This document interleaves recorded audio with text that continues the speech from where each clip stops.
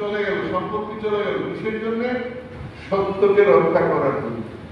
আমাদের এখনকার যুগে আমরা কি এইরকম একটা লোককে দেখি যে সত্যের জন্য সব ত্যাগ করে দিতে পারে? তার ঘরেই ভগবান এসেছিল।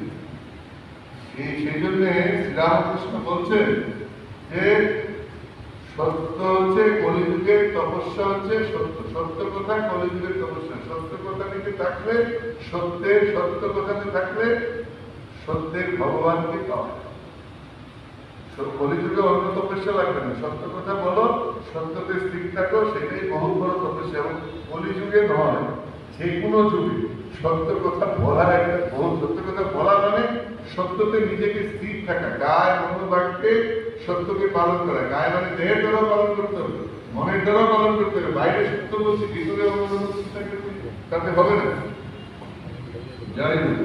কিন্তু আমরা জানি ভারতবাসী কখনো ধন সম্পদের চেষ্টা করেনি। পৃথিবীর যে কোনো জাতির চেয়ে বিপুলতর অর্থ সম্পদের অধিকারী হয়েও ভারতবাসী কোনোদিন অর্থের জন্য লালায়িত হয়নি। যুগ যুগ ধরে ভারতবর্ষে এক শক্তিমান জাতি ছিল, কিন্তু তার কখনো ক্ষমতার লোভ ছিল না। যেটা আমরা এখন দেখতে পাই, ক্ষমতার লোভ প্রচন্ড মানুষের মধ্যে। অন্য জাতিকে জয় করার জন্য ভারতবাসী কখনো বাইরে যায়। আমাদের ধর্ম বা আমাদের জাতির যে লক্ষ্য, সেটা কখনোই আমরা আগ্রাসী নই।